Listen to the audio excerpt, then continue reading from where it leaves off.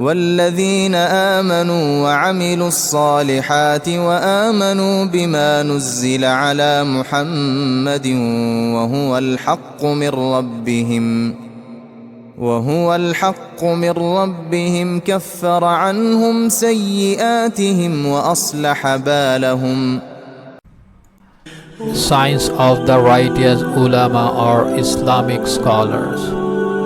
The fourth distinguishing characteristic of the righteous ulama is that such ulama are less interested in the elegance of dress and delicacies of food. Such an alim should rather exercise moderation in these matters and follow the example of his seniors. He should bear in mind that simplicity in dress and food will be helpful to him to advance in nearness to Allah Ta'ala and place him at a high rank among the ulama akhirat, the divines concerned about the hereafter alone. Quite relevant here is an amazing episode about Hatem Rahmatullah Alayhi narrated by one of his pupils, Abu Abdullah Khawas Rahmatullah Alayhi. He relates, once we were with our shaykh in a village called Rai. There were 320 persons with us and we were all going for Hajj.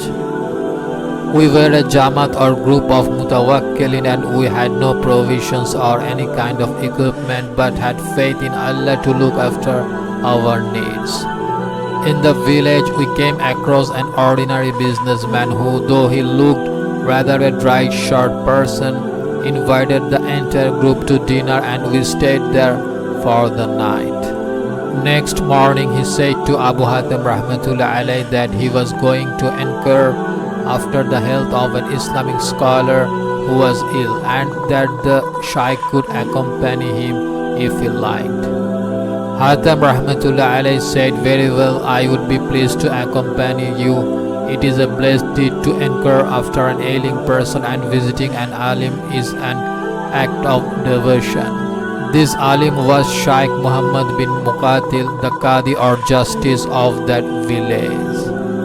When Abu Hatem Rahmatullah Alayhi reached his house and saw its magnificence, he was lost in thought. He exclaimed to himself, "Allahu Akbar, an alim living in such a grand house."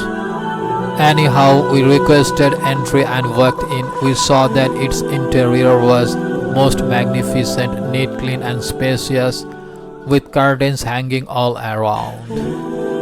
Hatem Rahmatullah Alayhi gazed upon all these things in amazement. Soon we reached the Qadi's room, who was lying in a fine, soft, fluffy bed. A slave boy stood above at his head, fanning him. The businessman greeted him by saying Assalamu alaikum, sat beside him and inquired about his health, but Hatem kept standing. The Qadi motioned him to sit down, but the Shaykh refused to take a seat. The Qadi said, "Have you got anything to say?"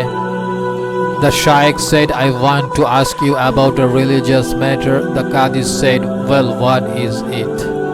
Hatem Rahmatullah Alayhi said, "Would you mind sitting up in bed?" At this the servants helped him because he was too weak, and the Qadi sat up in bed. After this the following conversation took place. Hatem, "From whom did you acquire your knowledge?" Qadi, "I learned it from the trustworthy ulama." Hatem, "Who transmitted it to the ulama?"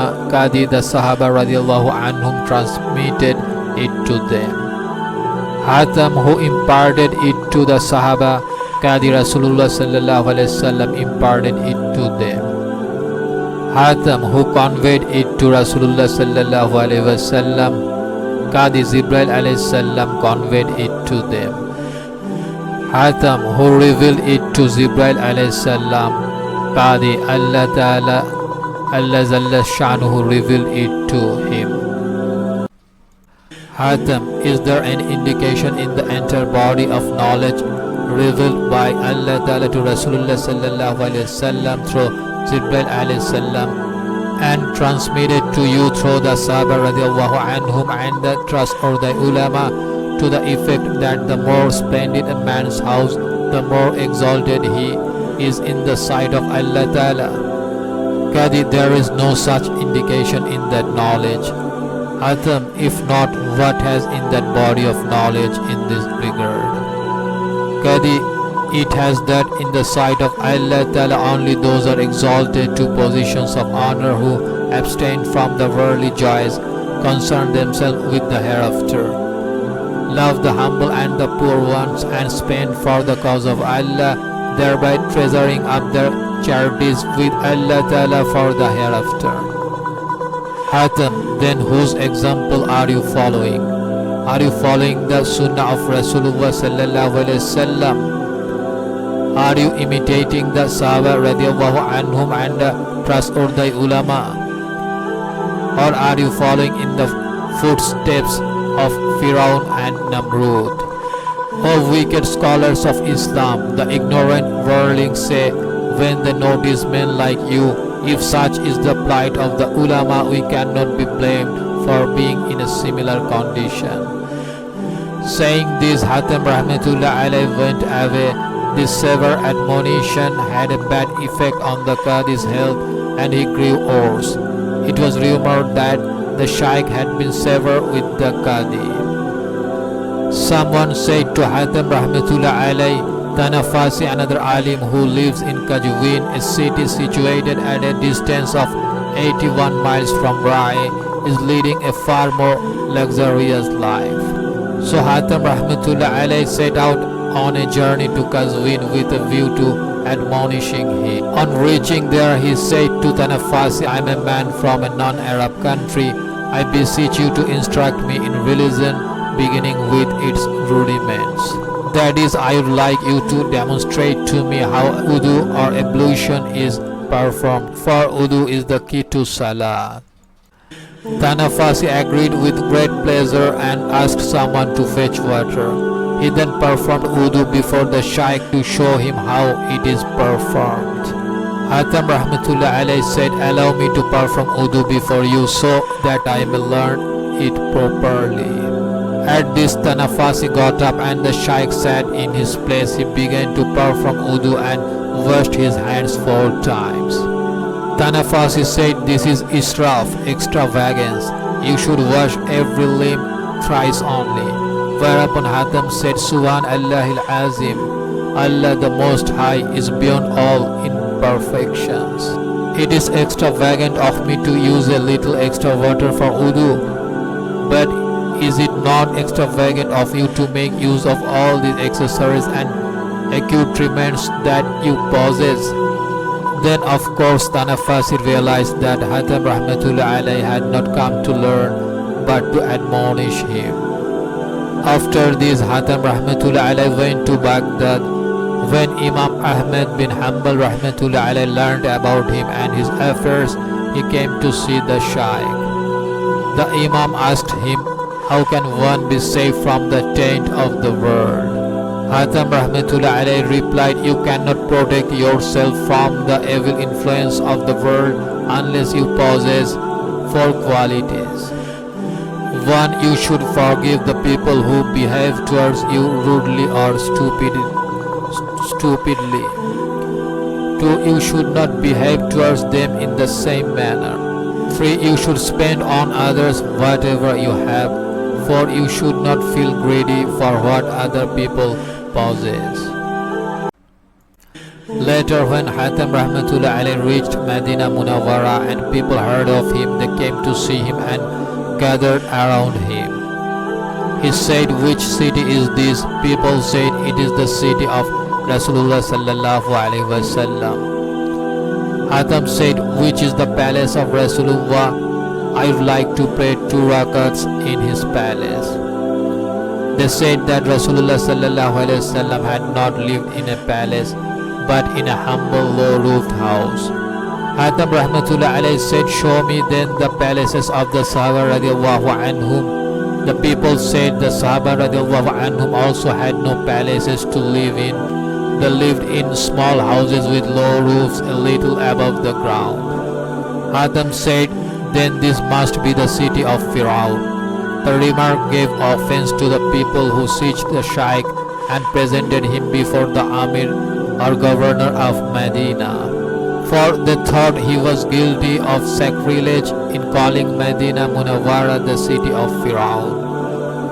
When the Amir or governor demanded an explanation, Hatem said, "Don't be in such a hurry. Listen to what I say till I have finished. I come from a non-Arabic country. When I entered this city, I asked what city it was, and they said that it was the city of Rasulullah sallallahu alaihi wasallam." The Shaykh then repeated the entire conversation that had passed between him and the people of Medina, and thereafter recited the following verse from the Holy Quran.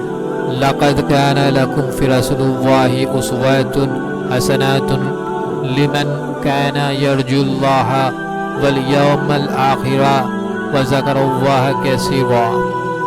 Verily you have in Rasul of Allah a good example for him whose hope is in Allah and who fears the last day, and who engages much in the remembrance of Allah. That is for him who is a perfect mu'min or believer. Surah Al-Ahzab, verse 21.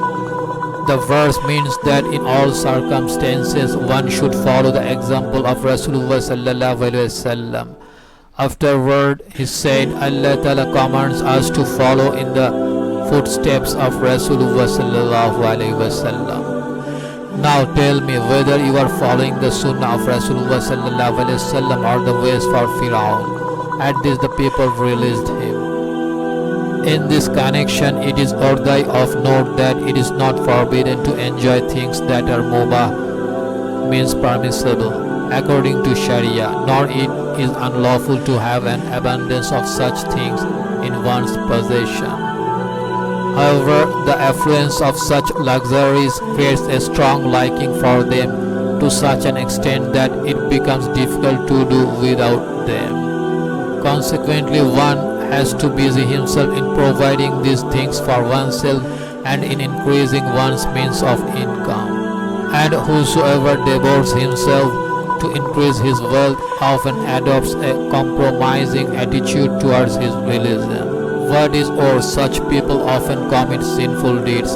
If it had been easy to involve oneself in worldly affairs without getting contaminated, Rasulullah sallallahu alaihi wasallam would not have so seriously admonished his ummah to abstain from absorption in worldly pursuits. Nor would he have been so particular personally about avoiding worldly taint to the extent that he refused to wear an embroidered gown. In a letter to Imam Malik rahmatullah alayhi, Yahya bin Yazid Nawfal rahmatullah alayhi wrote, after praising Allah Ta'ala and invoking his choicest blessings on Rasulullah, I have come to know that you put on fine clothes, take fine bread and sleep in a soft bed. You have also appointed a doorman at your house. All this looks odd, considering that you are one of the great and renowned ulama and people come to you from far off places for learning religious knowledge.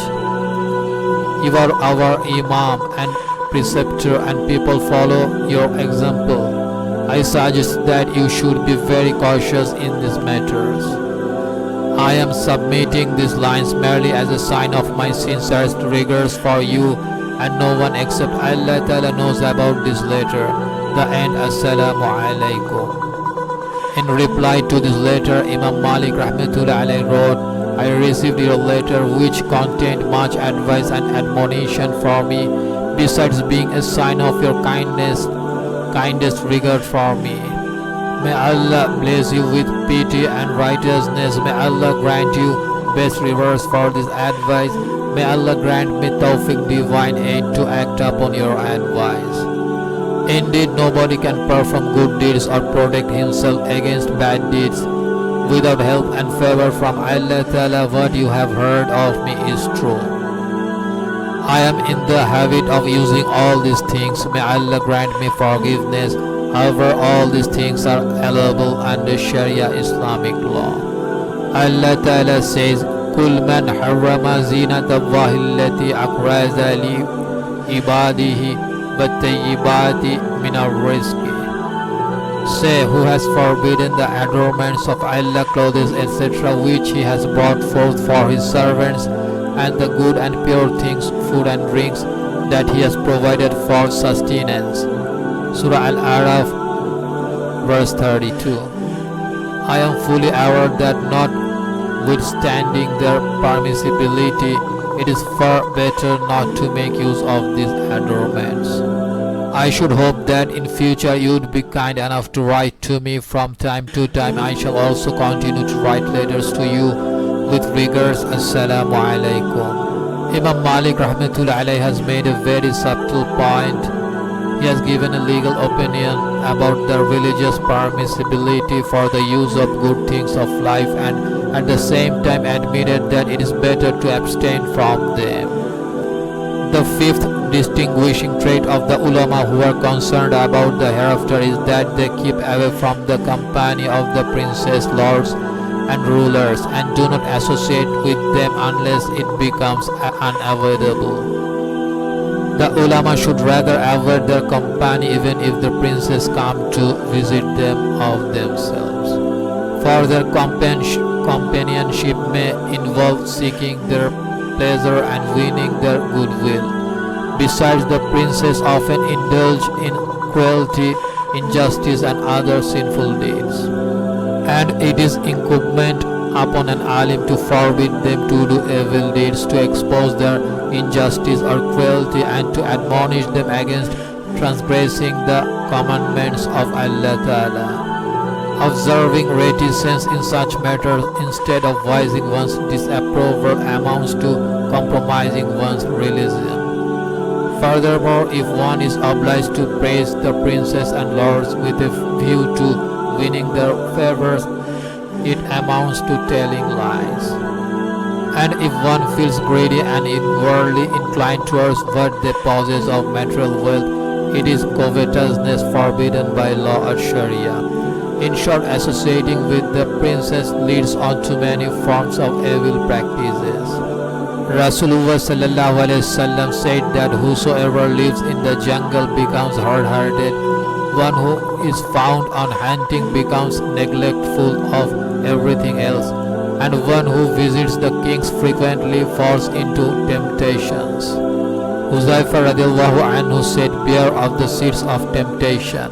On being asked what the seeds of temptation were, he said, "The house doors of the princes and lords. For whosoever visits them will have to approve of their misdeeds, and by way of praise he will have to attribute to them such qualities as they do not possess."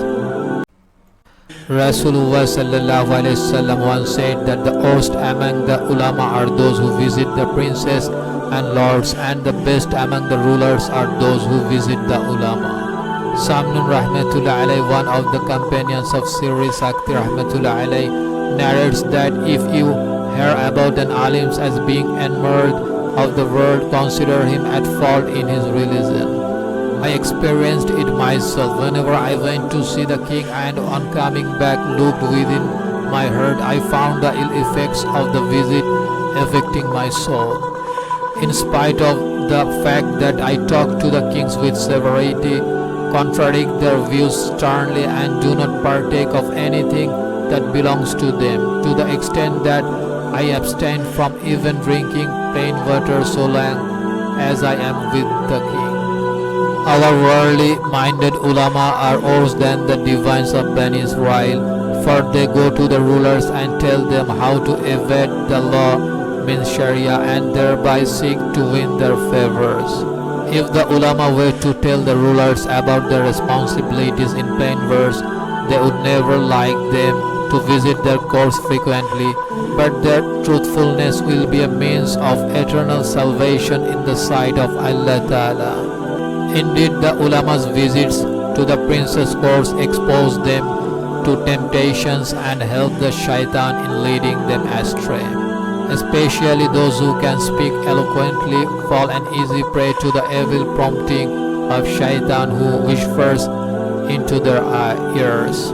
Your visiting the princes is good for them, for they will be reformed by your speech, and you will be saving them from falling into tyranny and injustice.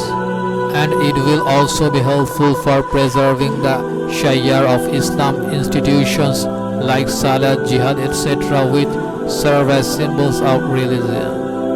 Consequently, such people are led to the belief that visiting the sultans is also an act of virtue.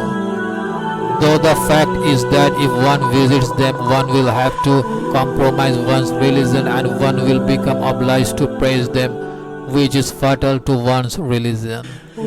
In a letter to Hassan Basri Rahmatullah alayhi, Umar bin Abdul Aziz Rahmatullah alayhi wrote, "Please send me the names and addresses of suitable persons whom I should ask to assist me in the affairs of Khilafat."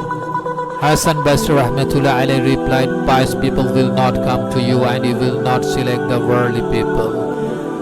And of course, the greedy and avaricious person should not be entrusted with such tasks, for they would corrupt the affairs of the government. So I suggest that you should employ persons of noble descent, because their sense of honor will not allow them to tarnish their inherited nobility by dishonest deeds. Just imagine, this was the reply sent by Hassan Basri Rahmatullah alayhi to Umar bin Abdul Aziz Rahmatullah alayhi, who is renowned for his excellent qualities of piety, equity and justice. So much so that he is surnamed as a second Umar for his similarities with Umar bin Khattab radiallahu anhu, the second Khalifa of Islam. This view is held by Imam Ghazali Rahmatullah alayhi, but this humble author Shaykh Muhammad Zakaria Rahmatullah alayhi is of the view that unless it becomes necessary to decline such offers for religious reasons, there is no harm in accepting the responsibility to assist the Khalifa in affairs of the Caliphate, provided that one is watchful and capable of protecting oneself against temptations. Rather, sometimes it becomes imperative to accept such responsibilities in the interest of religion or because necessity demands it. However, it is very important that one should not accept such tasks for personal motives, personal interest, material gains or worldly honor and glory. One should instead keep in view the needs of the Muslim community. Says Allah Ta'ala, Allahu ya'lamul mufsida minal muslih. And Allah Ta'ala knows the corrupter from the amender. Surah Al-Baqarah verse 220. To get new episodes, click subscribe button.